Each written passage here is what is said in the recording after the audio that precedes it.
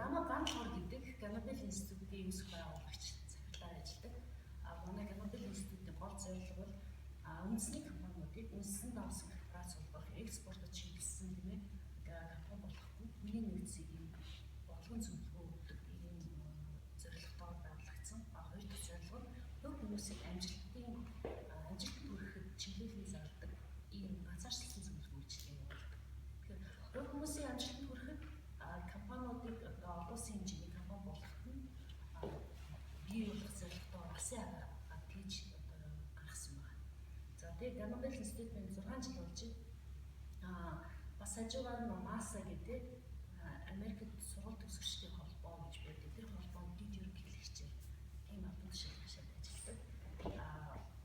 Сурсан сургуулиуд бүр 15-20 жилийн өмнө Америкт мастер хийгээд ирсэн. Тэгээд 5 жилийн өмнө Мичиганы их сургуульд хүний эзэн менежментэд Хьюберт Хамрын тэтгэлэгтэйгээр суралцаад ирсэн байгаа. Тэгээд ер нь бол манай Монголд хүний эзэн менежмент маш чухал гэдэг. Улс орны хэмжээнд хүний нөөц аягүй зөв удирдах чадвартай тийм 3 сая хүн аягүй зөв удирдах арчмаар байхгүй. Хамгийн тийм бодлого хүмүүсээ сургуулиас руу явуулаад, Японд явуулаад аштаа. Тэр нөөц гэдэг зүйл чинь асар их үнцэнтэй зүйл. Тэгээ манайч хүн амжилт болох. Тэр хүний нөөцийн менежментийг зөв удирдах тийм чадвар улс орны хэмжээнд хэрэгтэй. Компаниудын хувьд бол зөв хүний зөв газараа байршуулдаг тийм. Энэ ирээдүйд энэ манлайлагч юм байна. Энэ хүнд хөрөнгө оруулалт хийчих юм энэ манай компани одоо CEO ирээдүйд болох юм байна гэдэг талаас нь зөвлөгөө өгдөг байхгүй компаниудад. Хувь хүн өөрийгөө олоход өөрийнхөө алсын зорилго, урт хугацааныхаа зорилгыг тодорхойлоход ингээд тусалдаг. Тэгээд ийм үйлчлэг явуулдаг байна. За тэгээд отгоо бид хоёр бол эртний танил манай мас гишүүн тэгээд хувийн зохион байгуулалт, цагийн менежмент энэ ямар сэдвээр ярьж болно гэсэн. Миний хувьд бол 50 гаруй сэдвээр хичээл заадаг. Яг зөвлөгөө өгдөг нь хүний нөөцийн бодлогын зөвлөгөө буюу мөн хувь хүнд нь амжилтыг хүтэж буюу амжилтанд хүрэхэд чиглүүлэн зардаг байхгүй. Тэгэхээр би нэг юм сэдвт баригдахгүйгээр чөлөөтэй гэж ярилцж болж байна. Тэгээд асуух юм байлаа гэж чөлөөтэй асуугаарай. Ер нь бол Америкт төгссөн хүмүүс аягүй open minded болчихсон. Тэгээд аягүй чөлөөтэй байна. Яг найзууд шиг. Одоо манай охины хоёр найз нь сууж ин аягийн хүүхдээ сууж ин тэгээд ер нь би охиныгаа аяг найз шиг хэлэн даалгавар ярилцдаг. Миний зан харагддаг open minded буюу чөлөөтэй ярилцдаг. Тэгэхээр та нар санаа зовоод хичээл зовоодох шаардлагагүй. Та нарт яг нөгөө ярианы сэдв болохоор ийм сэдвээр ярилцвал зүгээр гэдэг нэг цагийн хугацаанд аягүй хэм ярьж болно шүү дээ. Гэтэ ярианыхаа сэдвийг ингэж яг хүрээнд оруулахад юу ярилцаж байгаа юм гэхээр энэ анжлын 10 болохын ном бичсэн. Тэр номыг бичихээс өмнө манай монголчуудын сэтгэлийн онцлог их бусдаас зарим зүйлүүд дээр ялгаатай юм байна. Нэг нь юу байсан бэ гэхээр манай монголчууд аягүй том хардаг.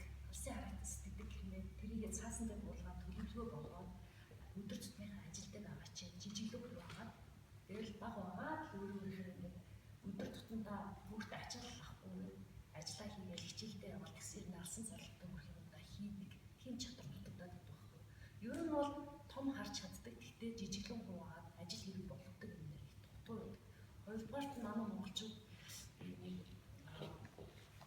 яг юм ерөнхийдөө ингэж баримжаалж ингээ харах юм бол бусад улс орныхоос юугаар ялгаатай гэхээр юмыг төлөвлөхдөө их ерөнхий хэмжээнд төлөвлөдөг.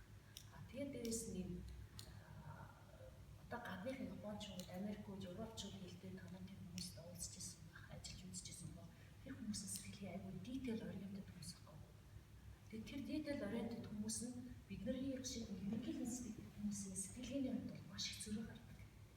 Тэгээд тэд нар чинь ингээд хардаа А, Б юм бичдэг. Өглөөний 7-д босоод орой одоо хүртлээ тийм 8-аас 10 он тийм юм. Яг тийж тэмдэглэдэг монголчууд маш зөвхөн бараг нэг өдөр хүү. Манай монголчуудын сэтгэлгээ бол ерөнхийд нь ийм юм хийдэ гэж ингэж базаж бичдэг. Яг энэ цаг төлөвлөлтийн аргачлал дээр нэг нь ерөнхийгөөс нарийн руу явдаг. Гадныхан бол наривчлалаас ерөнхийд нь хардаг. Инээс болж аяг зөрчилдөө үүсдэг юм билээ. Би сургуулиуд төгсөж байгаа гадаадын компанид шууд ажиллаж болсон чи Францын компани байсан. Францчууд бүрстээ Б гэдэг хэлбэл бараг өдрийн 8 цагийн 1 цагийн тэрэн зориул 2 цагийн тийм ажил ингэж хийнэ. Ингээд манайхан чи ерөнхийдөө болгондоо тийм ажил амжуулна гэд ингээд хоорондоо асар их зөрчилдөө үүсдэг байсан л да. Одоо монголчууд аягүй барбарын юм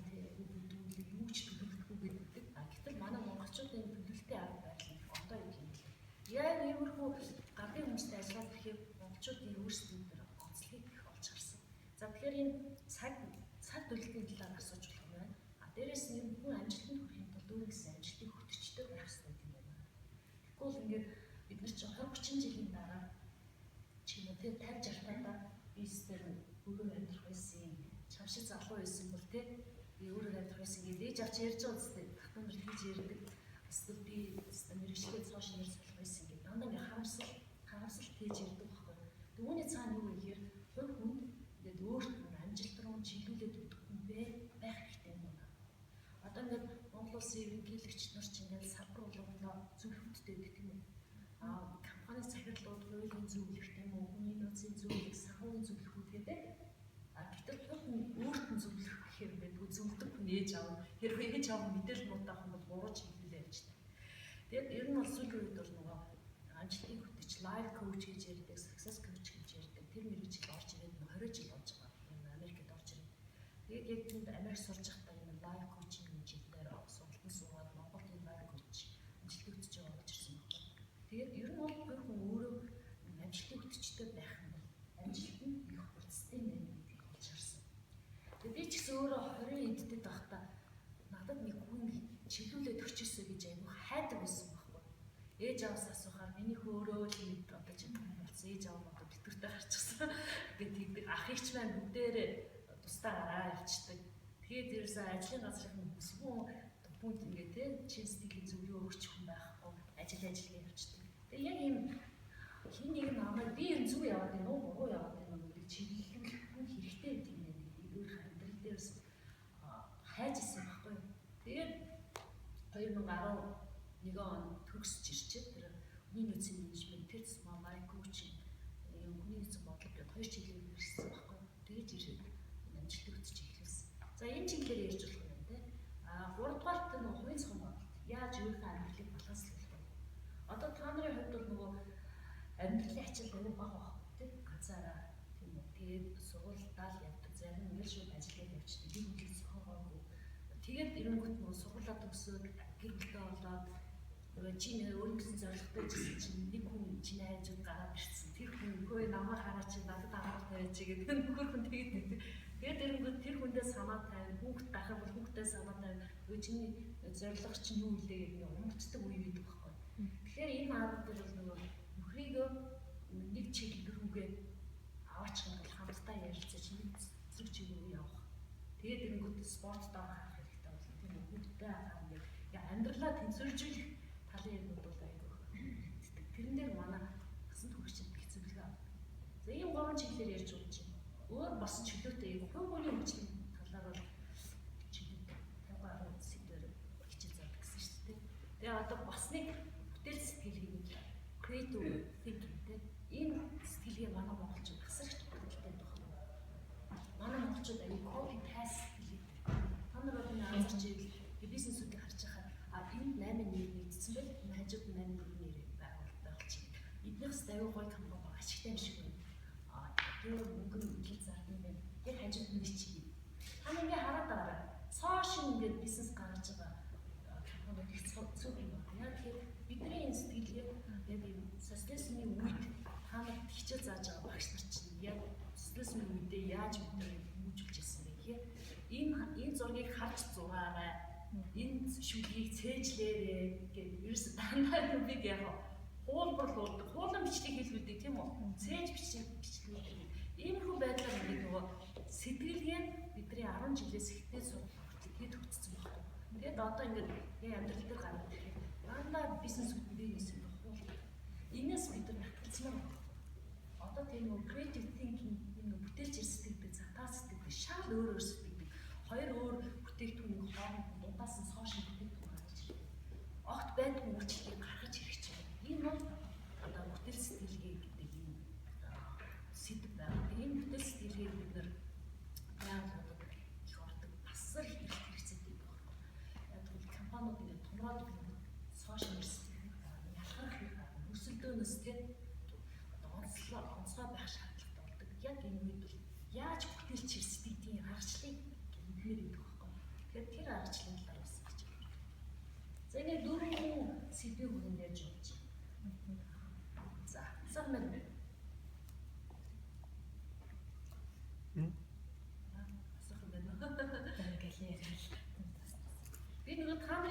юу хүсэж байгаа гэж чинь. Одоо энэ сонгох юм уу?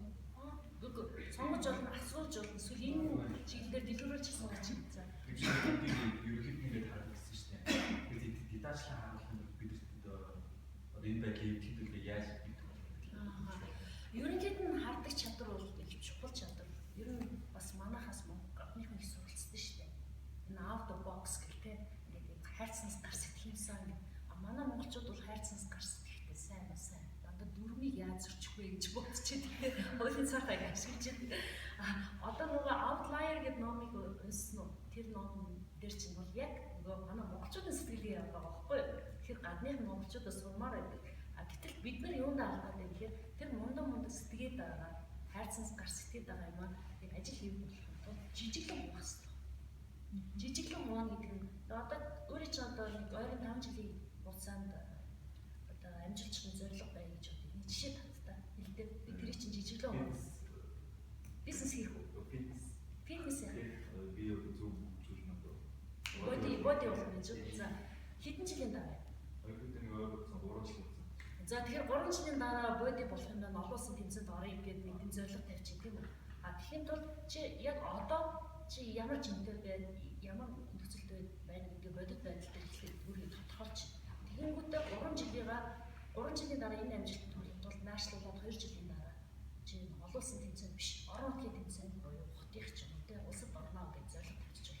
Тэгээ жилигээр наашлуулаад түүнийг удирдалтаа хуваагаад сардаа хуваагаад ирэнгүүт чи доо хаяж яг боди билдингээр явъя гэвэл 5 удаа хичээлэхдээ нэг удаа 3-4 цаг хичээл авч хичээлээ. Тэгээд яг энэ бодигийн чиглэлээр мэрсэн үнэс зөвлөгөө аван мөн одоо YouTube дээр бичлэг унсан.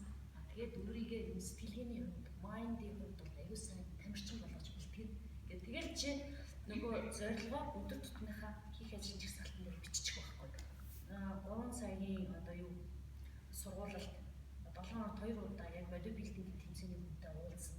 Тэгээд өөрийн одоо нөгөө сэтгэлгээгээ чи амжилтын сэтгэлгээ болгож амжилтын сэтгэлгээ болгож хаваасан гэсэн тэр би ерөөдөө сэтгэл зүйн хувьд сайжруулах хэрэгтэй юм шиг. Сэтгэл зүгээс гадна чи цаасан дээр буулгаад өдөр болгон хийх ажил жагсаалт болгоод түүнийг хийгээд тухайн өдрөө юмаа хийсэн бол тэмдэглээд өөртөө урам өгөөд маргааш яг давталтын хүчийг ашиглах юм гэсэн үг. Одоо яг үүнтэй ижилхэн хэлбэр өөрчлөлтөд зорилго нь ондоо гэж байна шүү дээ. Одоо жишээлбэл Ботгоны хувьд бол 2 жилийн дараа Хьюберт хааны тэтгэлэг тэмцээнд явна гэсэн зорилготой байж болно. Тэнгүүд 2 жилийн дараа тэтгэлэг тэмцээнд бол хамгийн нэг нөмөр нь Ботгоны хувьд хамгийн их байгаа байхгүй. Ботгоны хувьд бол олон нийтийн янз янзын ажилд оролцдог. Өөр аягүй лидер юм байна. Тэгэхээр манлайлал тэр чадвар бүгд байна. Тэгэхээр Ботгоо бол яг тэр жилийн дотор бол би тооллын IDT-гээр 100 оноо авч хэрэгтэй. 100 оноохын тулд ямар чадвар хэрэгтэй сонсох, ярих, бичих энэ 5 чадвар чи шууд төвшин тогтоогоод надад аль чадвар нөлөө сул дээр илүүсэн ажиллаад нөгөө таваа ичиг төвжүүлэх замаа. Тэгэл чи үйлрэл болгон институционал тоглолт өгөө яваад байгаа байхгүй. Тэгээ чи их амжилтыг хэмжээлээ гэсэн. Тэгээ хажуугаар нь чи нөгөө одоо олон нийтийн хийж байгаа ажлууд биш үү? Тэрийг баталгаажуулаад зург муу аваад баталгаа болгоод яг нөгөө аппликейшн өгөхдөө данаа баталгаатай тасраж аваад бээс нь одоо нөгөө массагийн хичээсэн ч юм уу тодорхойлох цэглэн өөр нэг чанаа аюул сайн мэддэг нөлөө бүхнээр транслейт аваад ингээд бичиж хоёр жилийн байна. Тэгэхээр нөгөө асын зорилгыг жижиглэх болохын тулд өдөр тутмынхаа амьдрал аваачаад тэгээд түүнийгээ байнгын яг хийж хилжүүл. Одоо миний бичсэн дэвтэр бол цаг төлөвтэй хааж дэвтэр гэж байгаа байхгүй. Хааж хийх юм таахан байна.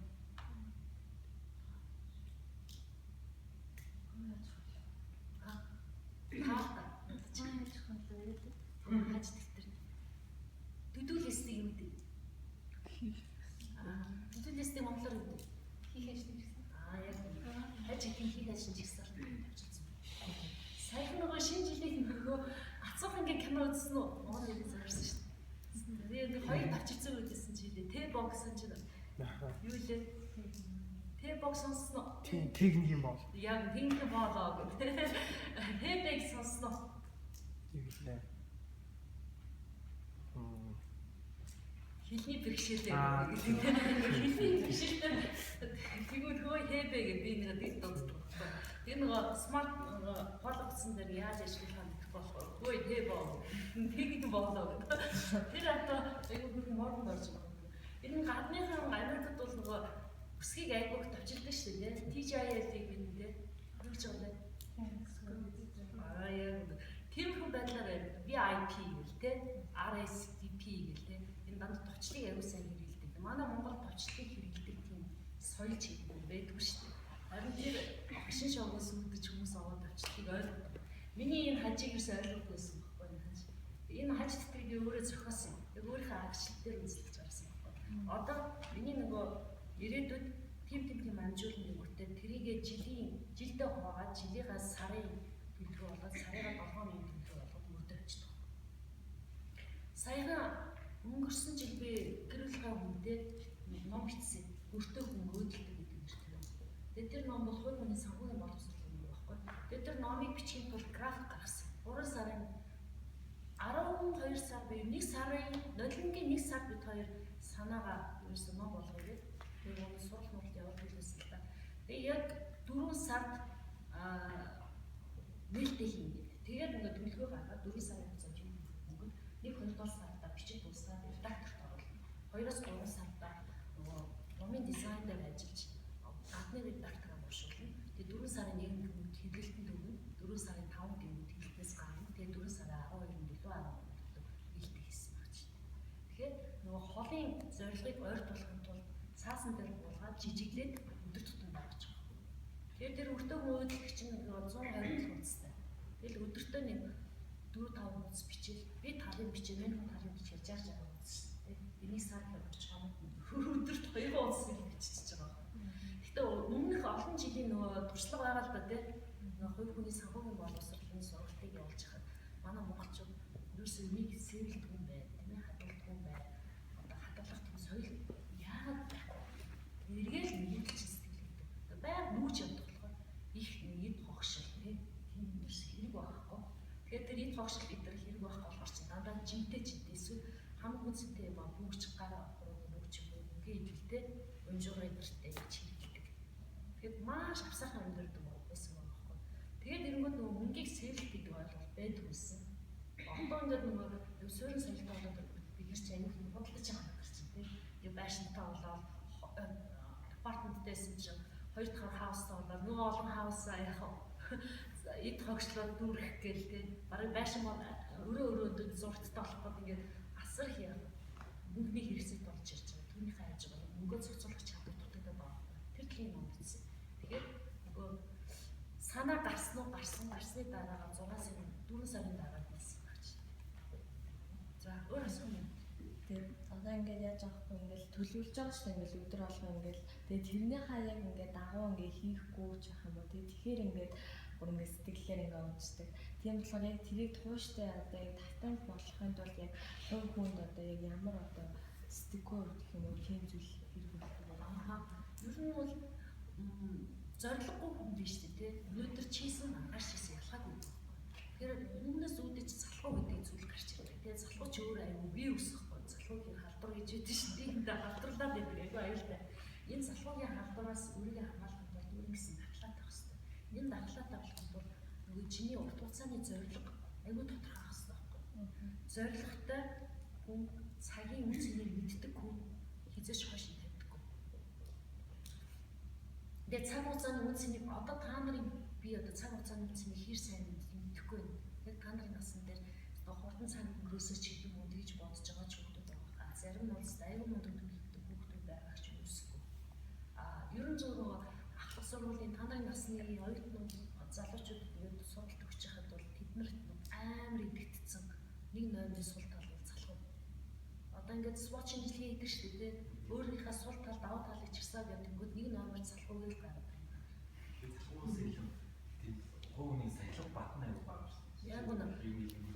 Тэр одоо миний найз бизнестэй юм заавал хийш яг чинь болив нөгөө заа хууны сахилга батна юм шүү. Яг үнэ. Наа сахилга бат чинь яа юунаас үсдэг вэ гэхээр хууны сахилга бат чинь санхүүгийн сахилга бат дээр ч гарч ирнэ. Мөнгөө хийх. Дээрээс нь энэ хууны сахилга бат яагаад алдагддгүй вэ гэхээр чамд урт хугацааны зорилго байхгүй бол алдагдаж шүү дээ. Өөрөө ч яг бол 3 жилийн дараа тийм олуулсан юм тэмцээнд одоо бодибилдингээр болсон бол чиний нэг өдрийн дасгал сургалт тасагдах юм бол тэр хэмжээгээр нэг өдрөөр чиний ажил хоошлоо. Тэгэхээр чи ерөөсө чиний танаа найз чи ингээд чамаа хоошин татаад болин гэж хэлсэн ч гэсэн чиний тэр зорилго чинь чамааг эрт босгоо. Чамааг ингээд төвжиртэй ч гэсэн ахуулна. Гадаа бүтэн байсан ч гэсэн яг даарсан ч гэсэн л явуул гэсэн. Тэгэхээр зорилго чамааг татаад. Юу дээр нэг усанд энэ астантаа тухайд ингээд яг астаны үргэлжлэнгүүд тухайд яг дэлхийн сүрч юм эсвэл NBA том хэлцэн болж байгаа тухайд юу ч хахад зөвхөн яг амьсгалтай л яг хахад. Яг ийм чиглэлийг бил. Эрг томс шүү дээ. Та нар зуршлын хүч гэдэг номыг уншаарай. Тэрэн дээр нөгөө таталтын хүчийн тухай гардаг байхгүй юу? Сэтгүүл гэсэн. Нууц сул биш. Зуршлын хүч гэдэг нэртэй юм. Айгуу сайн орчуулсан ном. Энэ төр ном бичсэн байсан. Секрет бол өмнө бид тэрийг бол яг амьдралд баталсан. Батлаг болдын билээ би өөрийнхөө амьдралд харсан байна. Тэгээ өөрийн чинь асуултанд хариулахад бол нөгөө өөртөө урам өгөх ёстой. Тэгээ нөгөө зорилгоо гаргаад тэгээд цаг хугацааны үн цэнийг мэдрээд тэгээ дээрээс нөгөө зорилго чинь юм амар 20 жилийн дараа хүрэхэд биш. Тэр 20-30 жилийн дараа зорилгоо наашлуулаад жижиглэж байгаа 2 жилийн дараа би 3 сарын дараа юу бүтээсэн байх вэ гэдэг жижиглэж байгаад амьдралынхаа нэг хэсэг болгоод аваач чагаа чиний хувьд бол яг вэ гэхээр ингэж хоош тавихгүй хийх юм надад. Би бол тэр баталгаад байлаа. Тэгээ хийчихэд гол нь нөгөө 10 ажил хийсэн бол түүнийг яг тэмдэглээд хийснээр тэмдэглээд хийм бол шийдвэрлээд зарим нь канселддаг шүү дээ. Тэрийг нэг өөрийнхөө канселддаг. Би яг тийм тэмдэглэлийн авыг өөрөө гаргаж иржсэн байна. Тэгээд хамгийн чухал нь хүн өөртөө урам өгөх. Би өнөөдөр 5 ажил амжилтсан шүү. Маргааш яг энэ гэрчээр ажиллана шүү. Өөрийгөө ингэж урамшуулдаг, өөрийгөө ингэ нөгөө тийм гадны нөлөөлөл дандаа сүргээд ихэнхдээ сүргээд гэхдээ тэр нөлөөллөөс чи гэдэг хамгаалах бол тархлаатай өөрийгөө одоо урам зориг өгөх юм байх хэрэгтэй. Сэтгэл санаагаа өгдөг. За өөр асуулт нь тийм санаанууд өөрөө ингэ зоригтой байх юм бол тэрийг зарим намайг зарим хүмүүс аль аль хүмүүстэй ингэ хуваалцаад тэр хүмүүсээс мэдрэмжтэй хүсээ тэглээ гэж зарим хүмүүс зорилгоо хинтэж битгий багцчихээ. Тэгээд нэг ингэ зорилгоо хүмүүстэй ингэ шиг бол яаж ч юм ингэ хүний дотор байгаа юм яаж ч юм тэрний зорилгоо тал үе биелүүлсэн шиг нэг сэтгэл төрөө тэгээд ямар ч мотивашн байхгүй болчтой би тийм эсрэг хүсэлтэй юм байгаа гэдэг тэний бодлоо нэр юу вэ? би бол өөрөө чинь хийсэн хоёр бодолд аюултай санал нийлж байна. Яа тэгэхээр би урд нь зорилго том зорилготой зорилготой хүрэхэд тулд хүнд хилдэггүйсэн. Яа тэгэхээр энэ зорилготой хүрч чадахгүй хүмүүс муулж мэдээ гэж юм те. Эсвэл за би одоо миний хөнгө өөрийгөө бэлтгэх те бис дамдаг тусдаг гэж хэлээд яах вэ гэдэг хийх ёстой юм да хүрээл яваад байсан. Одоо сүүлийн үеийн ингээд номны уншиж байхад бол ер нь бол олон нийтийн өмнө хий гэсэн юм аа зоригтой хэлж те гэж нөгөө амлалт өгч олонний өмнө амлалт өгөх ёстой гэдэг тийм бас зүйлээ яваад билээ. Тэр бол бас болж байгаа байхгүй. Одоо жишээлбэл манай гэр бүлийн хүн бол тамхи татна гэж тамхинаас гарна 10 жил тамхи татчихж байгаа. Тамхинаас гарна гэж олонний хүмүүс зарлаа.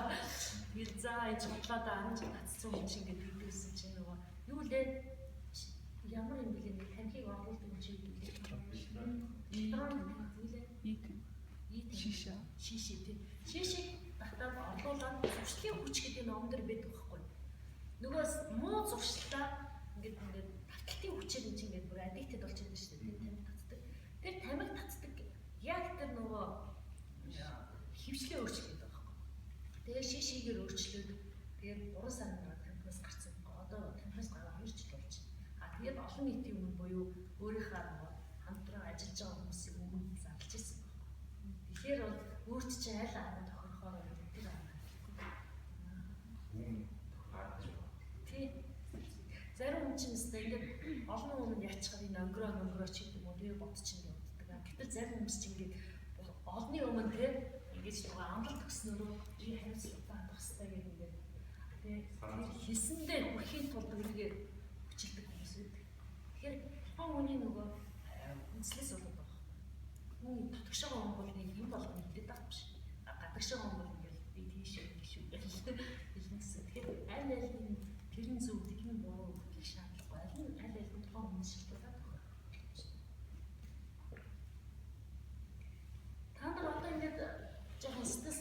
орсон үедээ хөвчлэн хэн хандж яаж энэ стрессцсэн ч юм уу те ганцаардсан үедээ ч юм уу хин нэгээс зөвлөгөө авахаар тэр үедээ чи та нар яаж шийдэж чинь Хобби. Тийм хобби. нэг компьютер руу Физик гэдэг. би хоёр хүн Физик. фитнес уу айгүй зөв агаар тайлж байна. Бусад Найзсан хүчтэй яар. яаж үлддэг. Эцэг их болгоно юм байна. Эцэгчүүд чинь тэгээд таны нэг одоо тийм хүсэж байгаа зөвлөгөөч гэдэг юм зөв чиглэж чадчихна. Надад бол нэг хаалцаад ирсэн хатан хичнээн манай хоош болгоно аюулгүй ойл талаасаа ингэж хичээлээ зөвлөгөө өгөхөс зөв юм шиг. Ойлгохын тулд сонсдог болохоор ойлгочтой. За баярлалаа. Бусад хүмүүсүүд Бас ээж автайгаа ээж аа найзуудтайгаа ярил. Ярьсан байгаа аюу гоо юм байна. Ярьсан аюу гоо тэгэхээр цаг хугацаа ингээд өнгөрөхээр угаас ингээд мартагддаг юм да. Зүгээр нэг шийдэл олохгүй зарим тохиолдолд тийм асуудал гардаг. Шийдэл олохгүй зүгээр мартсан л хамаагүй ирсэн. Эсвэл өөр юм цаатаач юм. Тэгжиж жоохон тийм стрессэд багтдаг. та нөгөө бодлоо удирдах тал дээр хэр мэдлэгтэй вэ? Тэр бодлоо удирдахгүй. Бодлоо удирдах тал. Тэр secret шат гэсэн. За. Тэр жоо итгэл олдоо. Төлөвлөсөн шүү дээ. Тэгсэн яагаад тэр амарсан? Яг ч юм бэ. Зүгээр хий бодоод хангалтгүй. Тэ. Тэгээ чи нөгөө нэг хэсэг амар хүн болоод тэ мод орчихсноо дараа нь асар шүүмжлэлд авалсан шүү дээ. Яасан гэх юм хүмүүсийг энэ залхуу болгож юм чи хийхгүй зүгээр л бодоод тахаар бүтчихдэг. Яриад ингээд асар шүүмжлэлд авсан. Гэтэ тэрийг нөгөө өрөөсгөл байдлаар ойлгож болохгүй. Secret Notes гэдэг киноны цаад мессеж нь бол нөгөө эрг бол асар их эрг энерги хөвчөрдөг. Тэгээ зөв юм руу хөдөлгөх юм бол таны дотор байгаа нөгөө хийм энерги чинь тэр одоо хүсэж байгаа юм руу чинь хэмнэлтгээ далд тусарч чинь нөлөөлдөг гэдэг санаа өгөхөдсөн байхгүй. А гэтэл хүмүүс ингэ тууширсан юу ч хийхгүй бодоод ахаар бүтчихдэг. Тэгээ бүтэхгүй байж штеп уурлаад ингэ шүүмжлүүлдэг байсан. Тэгэхээр яг Notes гэдэг киноны тэр өгөх гээд байгаа мессежийг зөвхөн тэр мессежийг авах талаасаа бол үнэхээр үнэн хэлээ. Түүнийг амьдрал дээр гүйцэтгэх талаас нь өөрөө үйл хийгээд шахаад өөр дээр хямд тавиад явах юм байна зү. Тэр бодлоо удирдах гэдэг юм аягүй чухал юм лээ. Яасан гэхээр бид нар ч одоо сүүлийн 5 жилийн хугацаанд 50-60 гаруй person анцаарчилсан байдлаар зүйл хүчлэн хамтдад байж байна да. Тэгээд энэ зүйл хүчлэнд чинь нөгөө урт хугацааны төлөвлөгөө гаргаж өөртөө нь ажиллах нэг бизнес талаас нь зөвлөдөг нэг мөн өөрийн сэтгэл зүйн жолооддаг чиглэлийн сэтгэл зүйч хүн Хамжлан зөвлөгч. 3-4 талаас нь ажилладаг. Ижиж тэр хүн өөрчлөлт. Хамжлан зөвлөгч үү? Хамжлан зөвлөгч. Амжилтын зөвлөгч. Үгүй хамжлан зөвлөгч. Хамжлан зөвлөгч. Гэхдээ Хамтдаа нөө хамжлан зөвлөгч нэг Бен Косниковын нөө 12 настайдаа бизнес хийсэн. за Тийм нөгөө хамжлан зөвлөгч гэдэг. Одоо айгүй олон бизнес хүмүүс дуулдаг байхгүй. Тэгээд тэд нартай яриад одоо удаан хугацаанд цаг өнгөрнө шүү дээ. Тэсэндээ бол та миний хамжлан зөвлөгч болооч гэдэг. Тэгээд бизнесийн тийм бизнесийн зөвлөгөө, тэгээд амьдралын зөвлөгөө бүгдийг авдаг. Тэр хүмүүс дундаа сургуулийн багш ч үйдэг, алдартай бизнесмен ч үйдэг. Тэгээд яг том бизнес эхлэх гэж байгаа зүйл бүгдийг цуглуулж мэдээлэл авдаг тий. Зөв буруу шийддэг. Яг ер нь тэрэн шилэнэ тий. тийм яг үнэ. Тэгээ санаа нэг тийм. Тэгээд бисэж хүмүүсийн хувьд бол нэг юм гэдэг юм лээ. Одоо зорилготой хүрээд эсвэл зорилготой хүрэх гэж төлөвлөчөөд хийх гэхээр ингэ сөрөг бодол нь тэр хүнийг хийх хүндлээсэн татгалзуулаад байдаг тийм. Одоо шийдвэл турын чиг юм уу? Одоо нэг ажилтны төлөвийг нэг шал өөр одоо үйлдэл хийх шаардлагатай боллоо л доо. Тэнгүүд нөгөө одоо жишээлбэл нэг фитнес явъя эсвэл 10 бич явж турыг хийж бодож идэл. Замын төвчрөл саад болно те. Ингээл янз янз ингээл тэг болох юм гарч ирэн шүү дээ. Тэнгүүд тэр болгоно за намаа ти явна гэдэг юм байна. Төвчрөл намаа хэлээд энэ очиж гэж нэртэ амраж хийдэг юм те. За 2 сар явчаад өрөөс удирж байгаа маалга энэ шиг бодлоо даа гэдэг. Ингээд энэ сөрөг бодлуудтай хүн хийхдээ хөтлөгдөөд нөгөө тасан зорилгоос ухаад идэв. Тийм болохоор хүн өөрийнхөө бодлыг удирддаг тийм чадвартай байна. Энэ бодлыг удирдахын тулд хамгийн эхлээд хүн өөрийгөө ажиллах хэрэгтэй. би ер нь сөрөг бодоод байна да. Хэрэг бодоод байна да. Эсвэл шалгамжийн бодоод байна да гэж ажиллалт хийгээд тэгээд ажилт хийснийхаа дараагаар нөгөө хэрэггүй бодлоо, сөрөг бодлоо зайлуулж зорилгынхоо төлөө тэмүүлсэн зорилгоо одоо биелүүлэх чийсэн бодлыг өөрөө юм кодж боддог. Тийм аргачлал байдаг. Тэрийг сурах нь аюулж байна. Одоо та нарын насны дээр ч гэсэн хичээлийн хичээлтэй ангийнхаа бүтдэг кино үзэж хичээсэн. Facebook дээр хин миний зурган дээр комент бичсэн бол тэр яагаад тийм биччихэв ингээд бодлоо төрөөд алуулчихсан шүү дээ. Тэгэхээр бодлоо ингээд хөргөөд ингээд тэр тийм биш. Яг одоо цаг дээр амьдрах яг тэр хийх гээд байгаа юм дээр төвлөрдөг тэр чадвар аюу хэрэгтэй юм билээ. Тэрийг хүмүүс саадаг ч аюу олон зүйл амжуулдаг. Тэгээд тэр сул талаа давуу тал болох чаддаг юм. Энийг л нээсэн юм.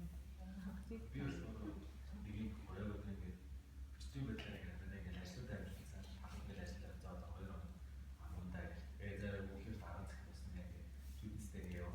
Тэгэлээ өдөр 8 цаг босч байгаа. Тэгээд маа ингээд зоод интернет ороод тоглоё. Нэг юм юмсан зөв тоглож ихээс ороод. Байлаа ингээд ороод бизнесийн цаг болж байгаа гэдэг. Тэгвэл би тогломоор тэнд ингээд юм. Минийд би ирэхэд тэр байх гэсэн юм. Миний бодлого яг тийм зүйл шиг байдаг. Тэгвэл би тэгээд өөрөө мэдээж кайф ашиглах гэсэн би хол яг гэж. Тэгвэл тэгээд бизнесээ заахаар шууд аваад байгаа. Тэгэхээр чи өөрөө юундаа удирддуулаад байна шүү дээ. Өөрөө би хүсэлтэй яг.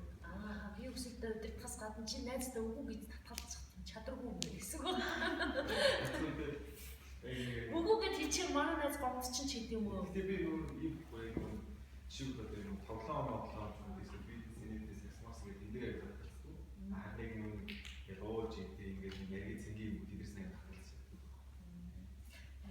Яг бас өөртөө нэг лимит тавьж сурах хэрэгтэй юм шиг байна.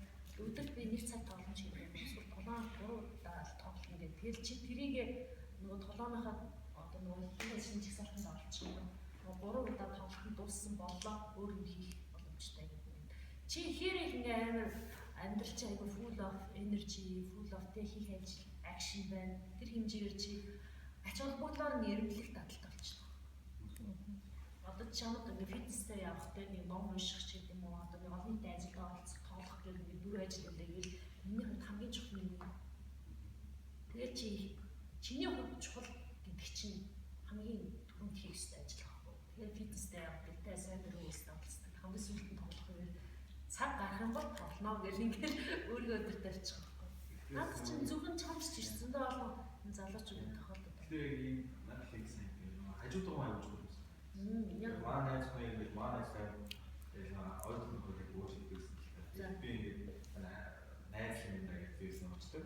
Тэгээд хажууд руу бити яах гэдэг дими гэдэг байна. Ингээд тавтай ихэд би өөрөө өдрөө дими бодолцоо дими гэж одоо тэгээд дуудсан юм дими өрөмн аймаг тоглох гэсэн ойрхон хичээл хийдэг. Шүнгээс сууд яг нэг жоохон хоёр сууц гэдэг тоглоод хичээлээ дүүгээ жоохон хичээлсээ өгдөг замхан тоглож байсан.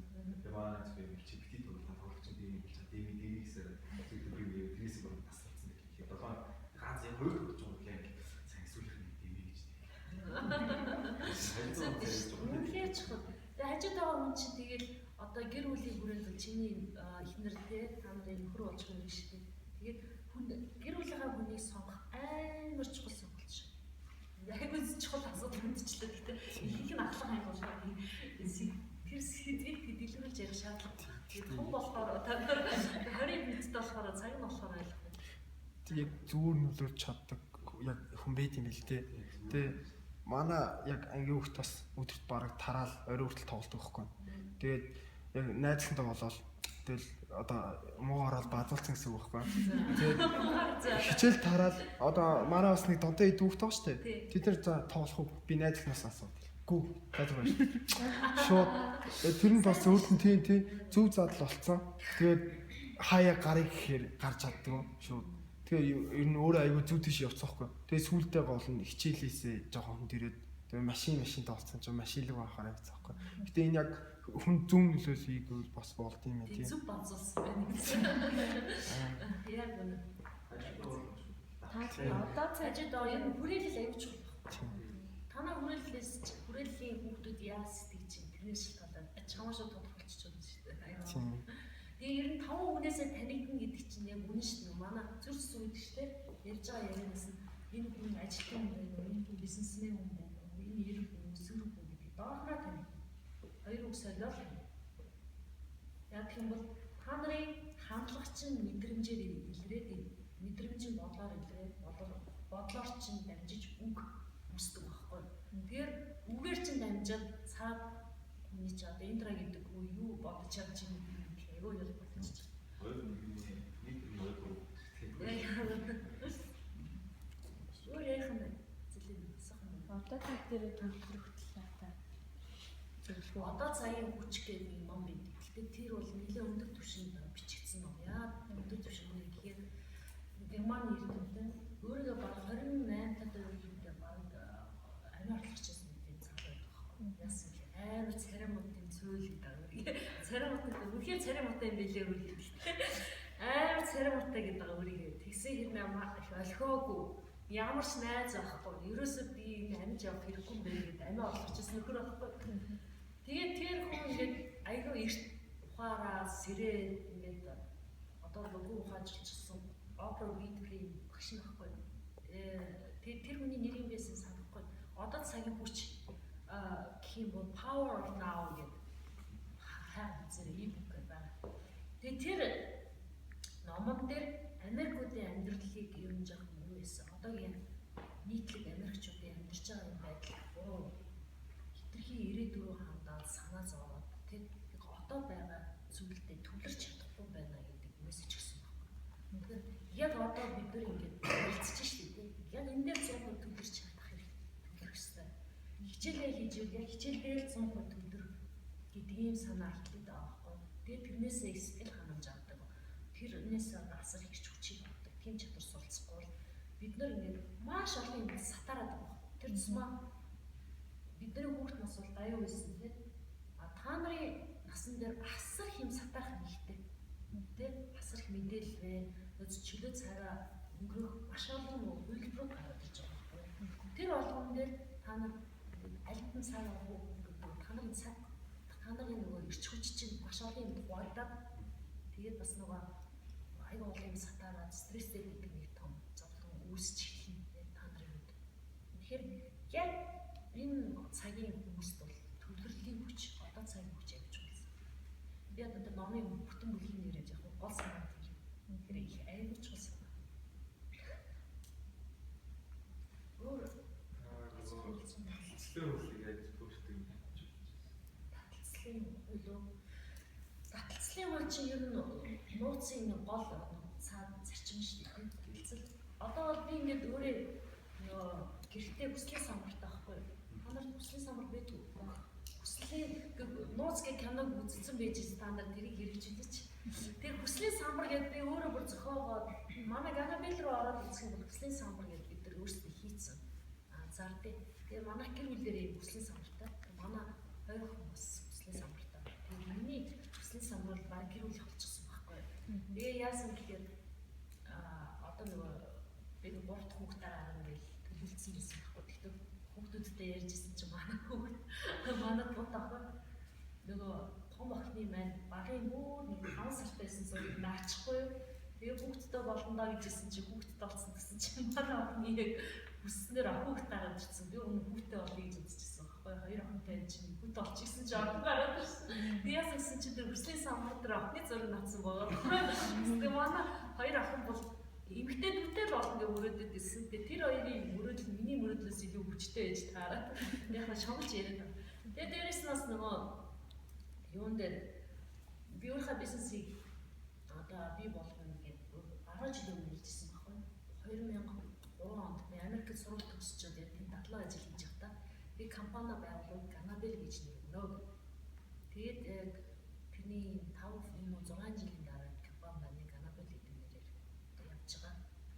За дээрэс нь гэр бүлээрээ тийм улсад аялна, ингэж аялна гэж гэдэг нь хаваа явж гэдэг нь тэнгуут яг өөрийнхөө хүсэж байгаа тэр мөрөөдлөө зураг бидрээр санаатай наачдаг байхгүй. Гэхдээ яг хараад суух биш тэрнийхээ төлөв үлдэн шүү дээ. Тэгээд одоо машинаа тэгж шинжилнэ, гэрээ тэгж яа, гэрээ яхахтаа ингээд наран тус одоо уулхны өрөө одоо тэр өглөөний нар хардаг байна. Том өрөө оройны нар хардаг. Яг тийм байралтай байр авах гэж ирсэн. Яг тэр байралтай байр авах жишээтэй тийм. Тэр таталцал бол ерөөсөө чиний хүсэл байхгүй. Хүсэл дээр нэмэнгүүл тэнцүү үрдв. Тэгэхээр бол таталцлыг бол итгэдэг. Энэ бол нэг тийм хийсвэр ч юм уу тийм хин нэг юм хуусан зүйл бол биш байхгүй. Гэтэ тэрний араас үйл явж иж таталцлын хүчийг бол юм. Би бол тэр нь итгэдэг. Гэхдээ ямар санаа хүссэн санаатай ах тийм. За Тэнийг залгаарт чинь нөгөө лайф коуч юм жирээд байгаа тийм одоо ингэ тэр сургууль төгснөөр дараа амар хүмүүс сурч гэдэг юм. Энэ талын тим маягийн зөвлөгөө өгч үзсэн байдаг. Эсвэл та өөрийнхөө зүгээр хүсэл эрмэлзлээр юм уу тань ингэ тусах дэмжижсэн ч юм уу. Ерөөд ингэ заавчлсан юм байсан. яг тийм хайсан тэгээд тийм хүн байгаасаа гэж хүмүүс ингэ санал тавьж гэжтэй. Өөрөөсөө арай хичмэд ч юм уу тийм хүмүүсээ гэр бүлээ авч явж байгаа аюу сайхан юм одоо ажил авч явж байгаа хүмүүстэй очиж тэр үедээ та миний хөтөч болооч гэж хэлдэггүй байсан мэдэхгүй зүгээр дагаал тэ нэр гихнэндээ тэгэл ажиглаад ягаад ийм хүмүүс мундаг яваад байдаг юм бэ гэдэг ажиглаад байсан. Тэрнээс ш санал тавиад та надад цаг гаргаад өгөөч гэж би бол хэлж байгаа юм мэдэхгүй. Зүгээр ер нь мундаг хүмүүсээс суралцах хэрэгтэй байна гэдгийг ойлгож авсан. Яг Америкт яг суралцах болсон бол шалтгаан нь би урд нь Францын компанид ажиллаж байсан. Дараа нь Америк элчин сайд явж ажиллаж байсан баггүй.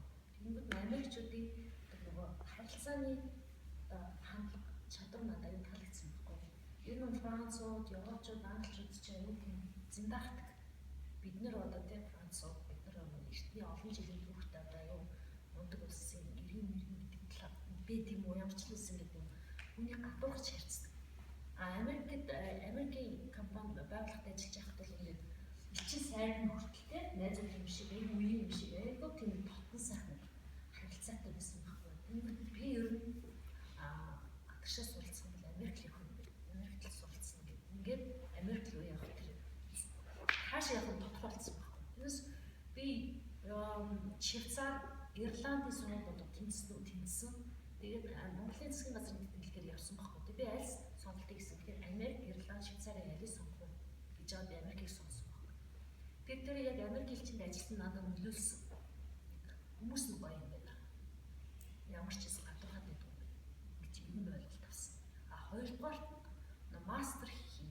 Энэ магистрт суралцсан бол англи хэлэндээ сайн байх хэрэгтэй байна. Эсэйг аюулсан бичих хэрэгтэй байна. Бид өдөр тутмын хийх ажлын жагсаалт гаргаад тэрнийг яг оройн цагаар ажиллаа хийж оройдоо сургалтын төвдөө яваад бусад үедээ тийм янз янзын сайн дурын ажил, витамин корпус сайн дурын ажил хийж л гадаад хүнтэй ярих гэдэг гадаад хүнтэй газар хаа байна гэдэг. Тэгээд витамин корпус сайн дурын ажил хийсэн. Тэрний ярианы чадварч нэг үедээ хэлний сургалтанд яваад би дааж үзээд тэгээд 2 жилийн дотор тоглохоо мастер сургалтанд авчихсан. Тэр яг нөгөө зорилгоо жижиглээд өдөр тутмынхаа алхам бол гарчих. Зовхонгүйгээр л Швейцарийн талаар ярьлаа л да. Тэгээд нэг сайн хандсан people Стивен Ковиний юм байна шүү дээ. Өсвөр насны зөвс биш аа хамтсан. Тэрийг ушсан.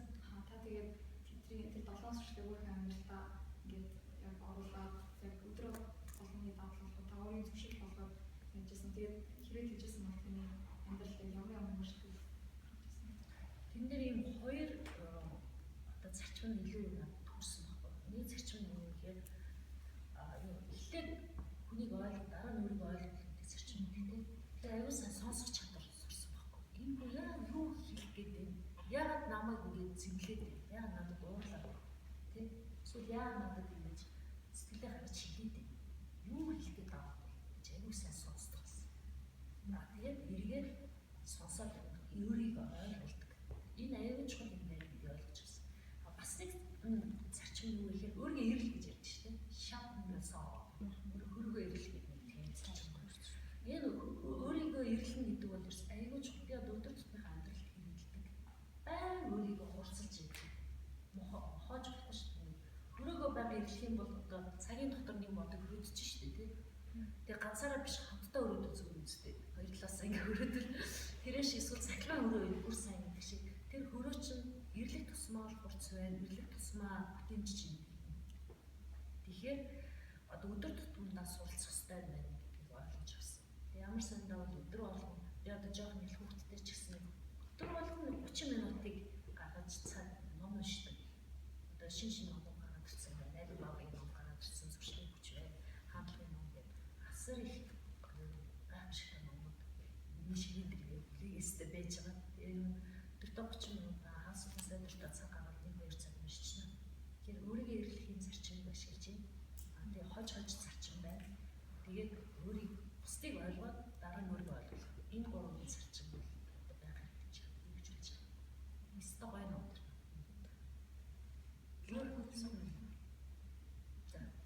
Лайф коучингийн талаар бид нар зориулсан тийм ном гэдэг болно. Таны уншижсэн юм.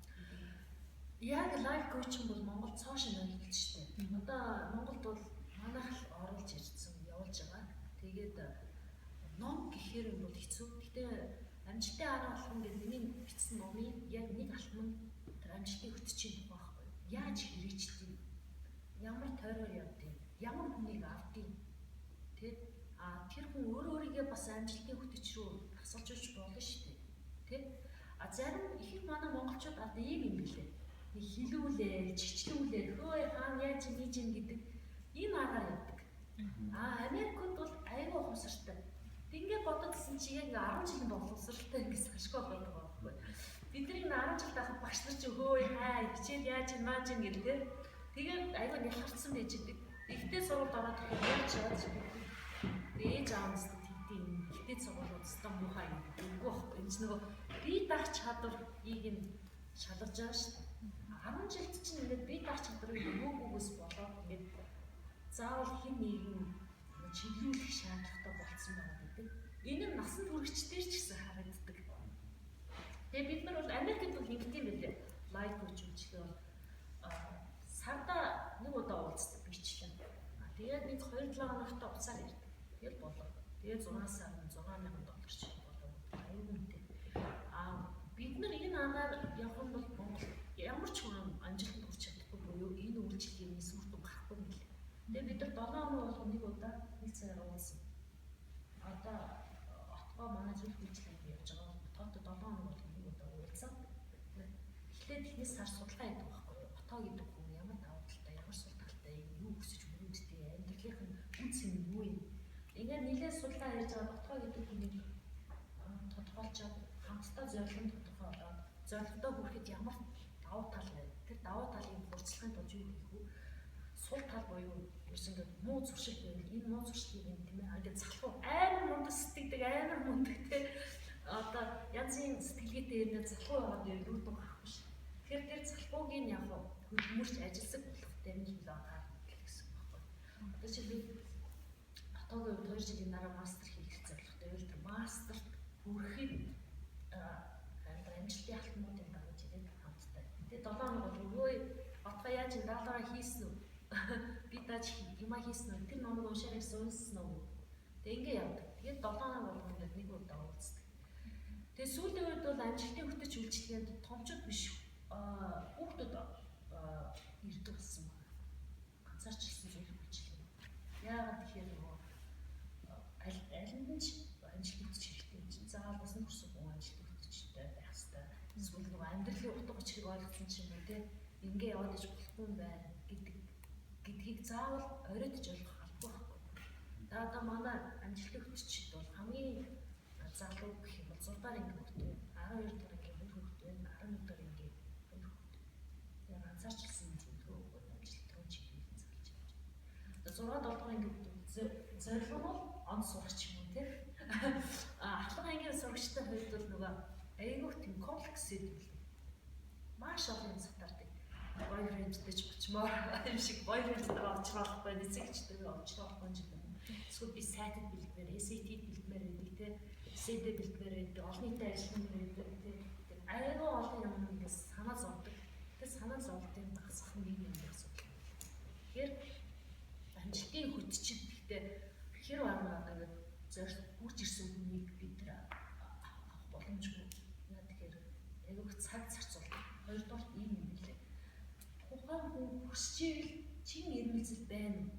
Пашн байна уу гэдгийг бид нэр судалгаагаар уулзалтаар мэдж аваад За энэ хүн зөвлөг хүч юм бол энэ хүн хийхтэй юм байна. Үр дүн гарах юм байна. А бид нар ч гэсэн цагаа зөв зарцуулах юм байна. Зориулж байгаа хүн зөв байх юм бол биш. Тэгж байгаа нөгөө амжилтдаж байж тийм. За өөр асуух. Хувийн зохион баг. За үүдик. Хоёр юм байгаа. За Чөлөө цаг байгаа штэ. Тэр чөлөө цагийнхаа нэг нь одоо өөрийнхөө дуртай юм болно. Одоо нэг аж жаргалаар тиймэрхүү юм хий.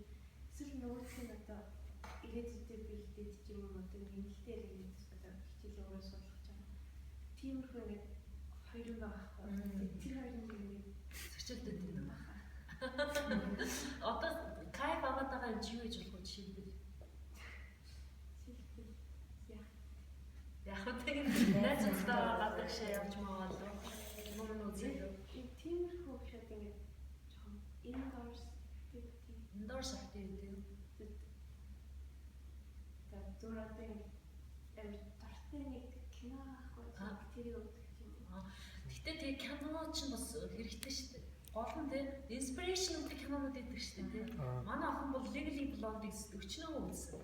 Beautiful гэх кино өчнөө үзсэн. Гол нь тэгээд амар сэтгэлээр онцсон гэдэг хүн кино үзээд тэрнээс нэг ирчүүч авдаг шүү дээ. Босоод ирдэг шүү дээ. Тэр талаас бас зөв хэрэгтэй сургамж өгдөг тийм кино үзсэн. Дээрс нөгөө Beautiful Mind гэх кино байгаа тийм. Тэр их гоё. Тэгээд дээрс нь Forrest Gump-ийн кино шүү дээ. Тэгэхээр кино бол бас өөрөө цаанаа мессеж өгдөг явж байгаа. Дээрс нь өөрөө чинь би санааг ойлгож байна. Их гоё ингээл кайфтай дацаа маараа гэдэг. Гэтэл нөгөө үнсэн хүсээгүй хэрнээ хиймээр гэдэг тийм нэг асуудал гардаг шүү дээ. Тэгэхээр нөгөө зуршлын хүчтэй чиний над асуултыг чи хариулдаг бүр ингээд шинжлэх ухааны үндэслэлтэй бодлого баримттай бүх юм байна. Гол санаа нь юу гэхээр чи хүсээгүй ч гэсэн тэрийг өсөл болгож нөгөө хандлагынхаа хөвдөр хүчтэй хийхэд бол ажил тустай гэж байгаа байхгүй. Тэгээд тэр зуршлын хүчийн гол санаа нь юм лээ. Үр дүн сэтгэл ханамж үйлдэл гэж байгаа байхгүй. Тэгэхээр үр дүн авахын тулд сэтгэл ханамжтайгаар тийм хүрнэ шүү дээ. Тэгэхээр хийх нөгөө үр дүн хүрч байгаа юм сэтгэл ханамж үүдгүй кайф үүдгүй байх. Тэгтээ үр дүн аюул хэрэгтэй байна гэдэг тийм. Одоо ACT шалгалт бэлдмээр идэг гэтэл өдөржингөө англи хэл татах амар гурван цолоотой байцтай. Тэгэхээр тэр нөгөө одоо ингээд өдөрт 4 цаг ACT-ийн шалгалтанд бэлдэхэд бол дундаа завсарлах хэрэгтэй гэдэг юм. Нэг цаг ячаал өөрийнхөө дуртай юм 30 минут хийчихэд буцаад нэг цаг ингээд ажилладаг. Тэгээд энэ чинь нөгөө хослуулах байдлаа байгаа. Өөрийгөө нэг юм мотивацчлуулах нэг болох хэрэгтэй юм. Тэгээд мотивацчлуулах зүйлээ зөв хийчих юм бол тэр нь үр дүн авчирдаг гэдэг цикл. Тэр ном уншаад тэр стайл зуршлын хүч. Өөр асууж тодруулах зүйл болгох юм байна заа. Хувийн зохион байгуулалт дээр та юу нэг бүр амьдрал саяны ярьснаас өөр одоо яг тийм өглөө асаад юм ингээл дан ганцд хичээл шингээл юм амжуулах шаардлага гарна шүү дээ. Ирүүл мэнд тэр байдлуудаа ер нь яг ингээд баян зүйлтэй. Юу хувийн зохион байгуулалт бол одоо нөгөө бид нар томроод ирэхээр бидний нөгөө хариуцлага их нэмэгдэн шүү дээ тийм. Одоо бол та нарын хувьд хариуцлага бага байхгүй. Томроод эхлэн гэдэг маань нөгөө бас бие гүцээ гэр бүлтэй хүүхдтэй болоод ирэх хариуцлага нэмэгдэн. Тэгэхээр үндсэн ажил байна, олон нийтийн ажил байна, гэр бүлдээ цаг зарцуулна, эрүүл мэндэд цаг зарцуулна гэдэг. Ингээд явхад би өөрийнхөө цагийг хуваах хэрэгтэй болж байгаа. Тэгэхээр би шин санаа гаргах үедээ тийм байгууллагатаа шин санаа гаргах шин суудаг. Тэгэхээр би шөнийн 1-2 цагийг өөрийнхөө бизнесийн шин санаа гаргахад зориулждаг. 7 хоногт 3 удаа усан бассейн хичээлнэ гэдэг. Ингээд зоочдог. 1 3 5 дахь өдөр ч юм. Тэгээд зоочдог. Тэгээд одоо нөгөө массагийн дээ манай амар төсөгчтэй холбооны хурал савдаа нэг болдог сайн бодох удаа тэр ингээд зоочдог. Ажил дээр би одоо жоохон хөдөлтөй болоод ажил дээр нэг удаа л очдог. Бусад үед гэрээсээ хийдэг байхгүй. Тэгээд би хизээ ямар үед бүтээмжтэй ажиллаж болох вэ? Хизээ ямар үед сууж хийхтэй вэ? Тэгээд нөгөө нэгд өдөр гэвэл маргааш би зөндөө олд уулзалттай. Тэгээд нэгээс уулзсан, хоёроос уулзсан, 3-4-өөс уулзсан гэдэг уулзалтуудаа хийчихсэн. Хоёр дахь бол би яг гэртээ сууж төвлөрөх юм дээр сууна. Ингээл чиний хийх ажил харж байгаад чи хизээ алийг хэмжүүлэх вэ гэдгээ цаг хугацааныхаа цом олно гэж байна.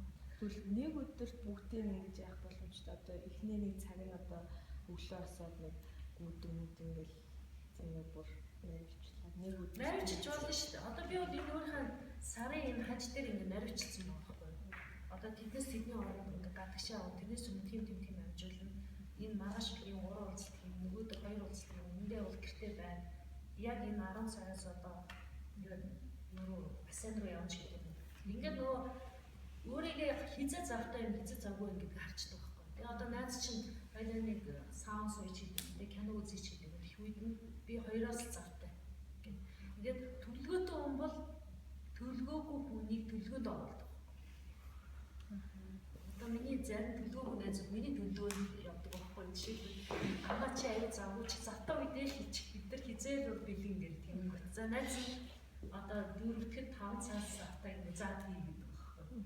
Тэгэхээр яаж юм тэгэхээр энэ үн бол үнэхээр үнэн үг шүү. Төлөвлөгөөг бол та төлөвлөгөөтэй үний төлөвлөгөөнд амьдрнаа гэж бодчих.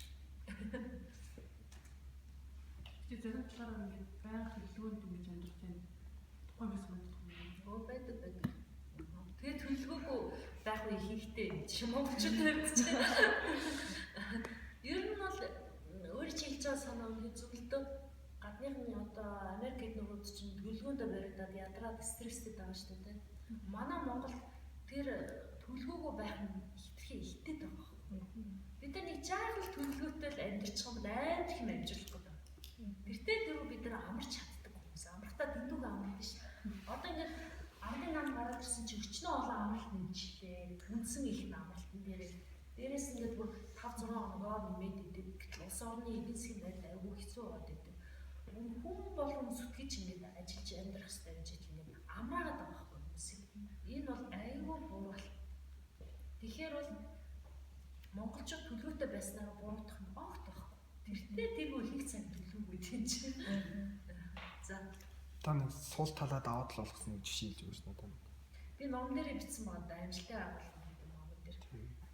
Тэрний нэг сул тал нь би томоор харж чаддгүй байсан байна. Жижигхэн сэтгэдэг. Жижигхэн сэтгэдэг гэдэг нь урт хугацааны 10 жилийн дараа 20 жилийн дараа би ийм амжилтанд хүрнэ гэж би боддгоо байсан. Тэр аюул том алдаа байсан. Харин би төлөвлөлтөө жижиглэн төлөвлөсөн зүйлээ яс хийдэг байсан байхгүй. Би жилийн дараа тэгэндээ 2 жилийн дараа тэгэндээ. Миний төлөвлөлт ихэвчлэн дараа 2 жилээр явдаг байсан. Тэр бол миний сул тал. Ямар талаас вэ гэхээр тэр би 10 жилийн дараа ийм байгуулсан байна, ингэсэн байна гэдээ одоо гих шиг төлөвлөдөг байсан бол би энэс одоо байгаагаас илүү амжилтанд хүрэх боломж байсан. Харамсалтай нь том харж чаддаггүй байсан миний сул тал байсан. Тэгээ бид энэ ном дээр бичсэн шүү дээ. Алсын хараагүй байна. Алсын хараатай байхын тулд яах вэ? За, алсын хараатай хүмүүсийн яриаг сонсож байна. Мундаг сэтгэдэг хүмүүсийн номыг уншина. Тэгээ агуу хүмүүс хэрхэн сэтгэдэг вэ гэдэг ном байна. Тэр ном бол үнэхээр том сэтгэхэд тийм харгацлал зааж өгсөн. Тэгээд аль болохоор том сэтгэхий гэж бодож байна. Гэхдээ том сэтгэхээ том яриад байх биш. Түүнийгээ жижиглэн хоороод үйл явчих байна. Тэгэхээр нөгөө миний тэр яриадсан жижиг хардаг түүнийгээ сайн төлөвлөдөг энэ сул талаа том хараад төлөвлөө явчихад давуу тал болж орж байгаа. Тэгээ надад зөндөө олон сул тал байгаа. Тэрнийг ном дээр бичсэн байгаа. Тэрийг миний талаас сайн гэдгийг л номыг уншаад. За. 200 таны бичсэн цагийн менежментээс гинт өөр асуудал гараад ирвэл яг уу.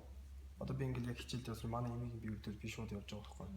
Тэгэхээр энэ асуудлыг та гинтийн үед бэлэн байх хэрэгтэй гэж зарчим байдаг. Ер нь хүн ажлынхаа төлөвтэй цагийн аян үед төлөвлөд 20% авах гэдэг шүү дээ. 20% гинтийн үед зарцуулж байгаа. Тэрнээс би төлөвлөсөн усан сэлэх ёстой гэдэг. Ажил явдал гардаг ч юм уу эсвэл эмнэлэг дээр сахимаар байдаг. Тэгэхээр аль нь чиний хувьд чухал вэ? Хэдийгээр ингээд эмээ чинь одоо асуудал болоод өвчин тусаад эмнэлэгтээ чи сахилттай болох бол чиний нэг нойрны хувьд бол тэгээд эмээг сахивал өмнөхөө шууд канцелдал хийж байгаа ш. Эсвэл өмнөхөө хоошлуулж болно, шилжүүлж болно. Тэгвэл манай шийдвэр юм шилжүүлж байгаа. Одоо яг энэ цаг мөчид би сая хүүхдээ цэцлэн гарна гэж хэлсэн байсан байхгүй. Ортгоо маань хэд хоногийн өмнө яриад энэ бүтэн сэтрийг болгож байгаа юм. Би яасан гэхэд Өөрийнхөө биелүүлэх ёстой би масыг юм биш үү? Тогтмол хийж байгаа ажлыг дэмжих ёстой гэдэг нэг хүүхдээ тэрэлчлэрөө нөгөө сахин гарганыгаа шууд кассалдаад хоттоо хүүхдээ сахин гаргая гэдэг тэгээд ингээрч байгаа байхгүй. Тэгэхээр бол ерөөсөө сонголтын асуудал. Тэгээд сонголтоор ихтэй аль нь тань өгч байгаа. Нас ингээд үүнийг амьдралаа үзээд ирэх юм. Responsibility хариуцлага аюул хэсэг юм яаж штэ. Тэгэх тусмаа амьдралаа ингээд баланс хэцүү болгож байна. Тэгэд хүмүүс ингээд бүр ингээд өнгөрсөн хайр өөрөө өнгөрснөрөө ингээд харахтаа надад ийм юм боломжууд байдаг гэж би тэрийг ерөөс ашигласан хүн нэг тийм харамсдаг үед байдаг. Таны бодлоор бидэрт энэ залуу үед яг ямар advantages байгаа боломж болцоо яг ямар юм байдаг тийм Хаант боломж асар их байгаа шүү дээ. Асар их байгаа. Гайхамшигтай. Би охиндоо хүртэл хэлдэг. Шавд Харвард ч явах боломж байна. Харвардд тэнцчихэд одоо тэтгэл авах боломжгүй гэж бодож байна. Яг юм бол өрх бах, өрхийн орлого багтай. 60 тий. Нөгөө 100 хүн тэтгэл авах боломж ч байгаа байхгүй. Тэгэхээр бид нар юу Харвардыг чинь сэтгэлгээндээ тээж чадахгүй Харвардд сурч чадахгүй шүү дээ. Яг сэтгэлгээний цар хүрээ үед юм бэ. Цаг хугацааны үн цэнийг ойлгосоо л гэж хүсэж байна. Хизээж хөгшрөхгүй юм шиг явдаг энэ хаалгаа очих үүсгэн. Тэ? Эсвэл үргэлж 20 настай юм шиг тэ? Үргэлж 18 шиг явж байгаа юм шиг гэдэг. Нэг мэтэл 30 40 гарцсан. Тэгэл ээж авах үгийг сайн сонсоор ингээд л өстө нэрээ. Залуу байсан бол үзүүлээд өгнө л гэдэг чинь нэг боломжтой хэмжээ хязгаарлалт байсан байна. Дээрээс нь цаг хугацааны үн цэнийг ойлгохгүй байдаг. Бас юм арч энэ бүтэмжтэй цаг гэж үүдэж штэ. Эдгээр зарим эрдэмтэд шөнийн 1-5 цагийн хооронд бүтэмжтэй цаг байдаг гэсэн л дээ. Таны ер нь бүтэмжтэй цаг хэд хэсэгтэй хооронд та тэрийг бодж үзчихсэн. Би өглөөний ингээд номыг уншиж байгаа. Өглөө босох гэж үзсэн байхгүй. Тэгсэн бос шаардлагатай босдог. Гэхдээ миний бүтэмж цаг биш юм лээ.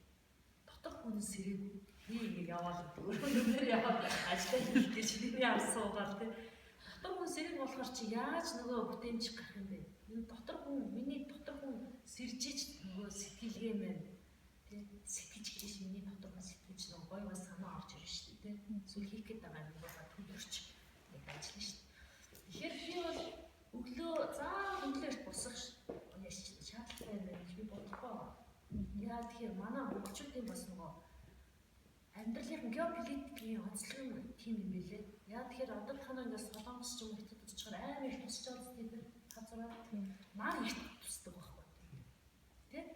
Нар эрт тусдаг учраас бид нар чи эрт босдог. Тэгээ 4-5 хэд хамгаалж болчихж байгаа. Гэтэл манай Монголд чинь наа яг байдал цагтаар тусч байгаа. Тэгэхээр бид нар харин хувь хүнийхээ онцлогч гэдэг. Зарим бол шар шуур шиг хүмүүс байдаг. Би бол шар шуур шиг байхгүй. Хүн болон бүгдийн орой унтцсан хойноо юм ажлынхаа шиг амьдэрсэн байна. Галзуу гоё санаанууд, гайхамшигтай санаанууд гарч ирнэ. Тэгэхээр миний үн цэнтэй цаг хугацаа буюу чиний юм санаачлагтай асуудлын шийдвэр бодлоо би өөрийнхөө цагийг хүлээдэг. Өглөө эрт биш. Тэгэхээр аливаа юмыг хүчээр хийх дэмий юм бэ өөрийнхөө био хэмнэлийг сонсох хэрэгтэй гэж боддог болсон.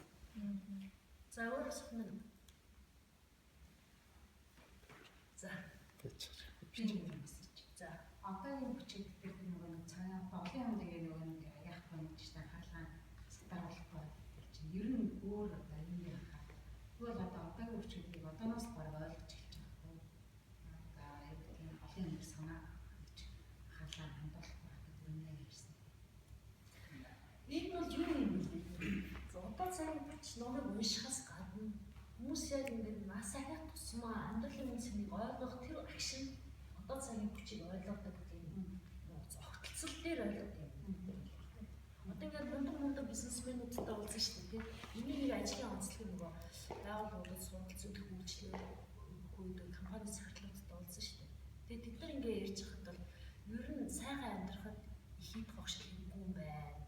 Сайхан амьдрахад их мөнгө хэрэггүй юм байна. Тэгээд эргээд бодохоор би хүүхдтэй цаг гаргаж чадаагүй юм байна ч гэдэг юм тийм. Ингээд бодод тахад эргээд ингээд тэр хүмүүсийн түүхийг ингээд судлаад эсвэл ингээд хамсан зүйлийг сонсоод амжилтыг ингээд сонсож байхад бол хийж байгаа зүйлдээ золиослол багтаагаар амьдрах хэрэгтэй.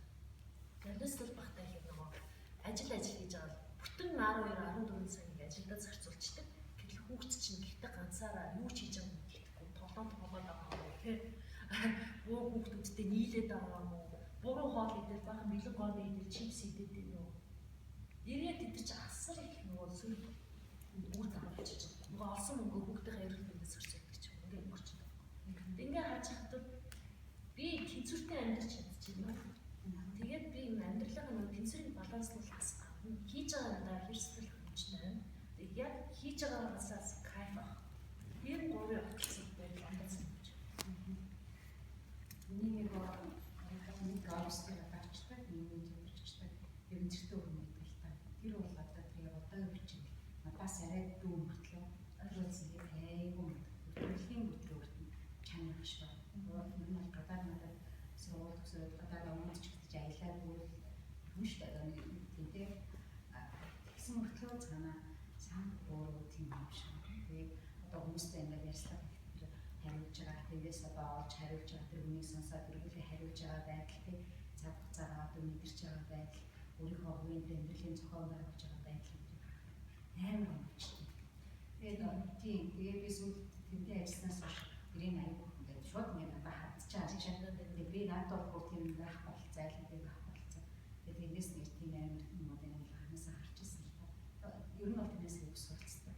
Яг тэр чанаруудын юу хардаг. Яг тэгэхээр нөгөө аюул хүчтэй тийм байснараа хүчийг шилж байгаа хүмүүс чинь үстэй яг эргээд бодох юм шүү дээ. Хүчин салын хамаагүй. Гол нь залуу наснд зовлон үзсэн ч юм уу сэрсэн хүмүүс. Сэрсэн хүмүүс гэдгийг та нар ойлгож байна. Айгуу одоо та нар нөгөө сайхан ном бичсэн маа нөгөө бас тэргийн цэртэй хин хэлээ нөгөө сахиусан тэнгэрүүд гэдэг ном бичсэн. хайртай ба тийм. Тэр чинь лээ. Анаа нөхөшин шоунд орж ирсэн. Тийм. Сахиусан тэнгэрүүд гэдэг тэр номыг та нар уншаарай. Яг та нар насны зориулсан юм баггүй.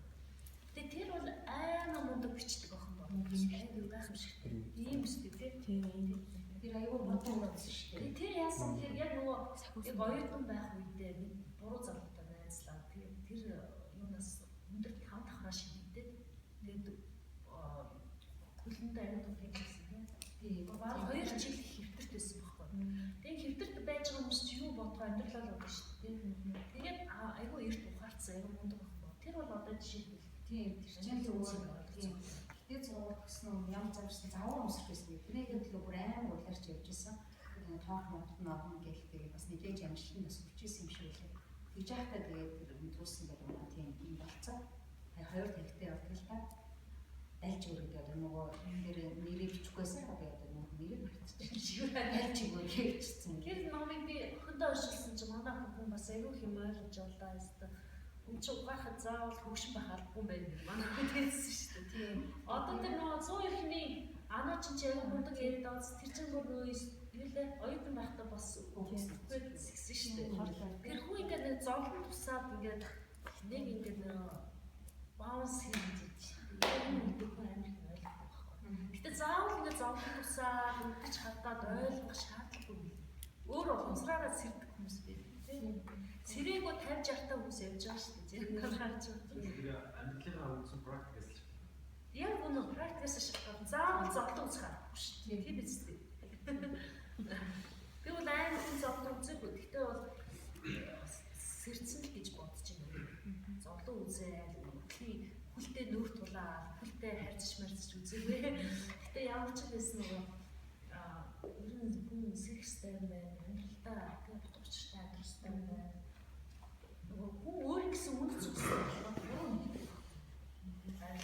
айлгуулаа өгөх авах чиглэл тийм буруу аргаар мөнгө олох тийм шаардлагагүй өөрийнхөө амьдралаар сайхан амьдарч байгаа энэ амьдралаас сэтгэл ханамж авах хэрэгтэй байна гэж ойлгосон гэж байгаа.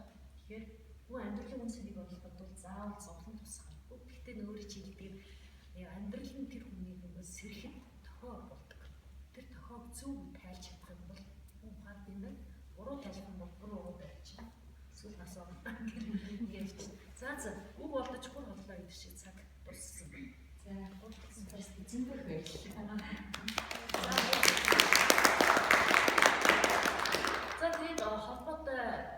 юм зөв асуумаар байна. Асуумаар. Канадад руу ороод асууж болно. Хаана? Миний фэйсбүүкээр гамшгаарт пүлж өгч байгаа. Латиноор бичсэн. За тэгээд хаалт байж байсан. Таны ном ч хаана вэ? Номын дэлгүүрүүдээр байгаа. M-market гэж мэдгүй та нар M-market зэрэг нэ гэдэг. Төгөл дээр бас та нар авч олно. Цур дээр байгаа. Интернет дээр байгаа. Та энэ одоо энэ Монгол лекц центр хаанаас сонсож байна? Хаана би өөрөөс очиж суухтай. Тийм. Одоо энэ сахиус нэргүүгээд яг стафрагчдээс ер нь энэ мэдээлэл юу хаанаас авч байна та? Амар ямар мэдээлэл? Одоо энэ сахиус нэргүүгээд сайн нөгөө ичийн тараа хийсэн шүү дээ. Сайн Аа. энэ мэдээлэл ер нь энэ лекц маягийн юм ер нь хаанаас авч байна та? Миний өөрөө нөгөө мэрэгчлэн чинь. Тэгэхээр Би одоо ингээд нөгөө хүмүүс юу хэрэгтэй вэ? Тэ ямар дутагдаад байна. Тэр талаас нь судалгаа хийж номууд өгчдөг. Хоёр талаас өөрийгөө хөгжүүлэхийн тулд тэгвэл ном хайр хийгээл монгол хэл дээр ямар номууд орчуулагдсан байна. Монгол хүмүүс ямар ном гаргасан байна. Гадны ямар номууд вэ гэсэн гурван тал. Тэгээ миний бол уншдаг номууд ихэвчлэн дандаа хоёр хүний хөгжил бизнес удирдлагын 3 жилийн ном шүү дээ. 3 цагийн ном унших цаг алдаад байдаг. Бүх тахт уншдаг гэсэн юм чинь. Өөр хүний хөгжлийн ном дээр өөр хүний мэргэжлийн эрендлэх ном. Тэгээ миний мэрэгжил одоо үнийн үнсэн менежмент, бизнесмен. тэнд бас нэг нэгээр уулзах гэвэл та мэдээлэл өгч болох уу? Уулзах болох уу? Бас цаг авах уу? зав бага Тийм шүү. цаг заваас л болох байх та. Тийм. Бас манай амжилттай өчч үйлчлэгийн нод тийм мэрэгжил сонголтын зөвлөгөө авъя, ганцаарчлсан зөвлөгөө авъя гэсэн хүмүүс ирдэг. Би өөрөө зөвлөгөө өгдөг, манай бусад багш нар өгдөг. Тэгээд нэг цагийн 100 мянга өгдөг. 10 жил өгдөг байх юм бол 50 мянга өгдөг. Томчод байх юм бол 150 байсан юм. Томох тусмал тэгээд бидний энэ цаг хугацаа үнцэнтэй болчихдог байхгүй. За. Ингээд манай бид чад Монголын төрөөс байгууллагын үйл ажиллагаанд тусалж байгаа та бүхэнд баярлалаа. Тэгээд олон нийтийн ажил хийх гэдэг чинь өөрийгөө нээж байгаа байхгүй юу? Тамиртасаа маш их ач холбогдолтой. Тэгээд өөрийгөө бусдад тий зориулж байгаа цаг хугацаа зориулж байгаа мундаг хүмүүс гэж ойлгосон. Тэгээд цаг гаргаж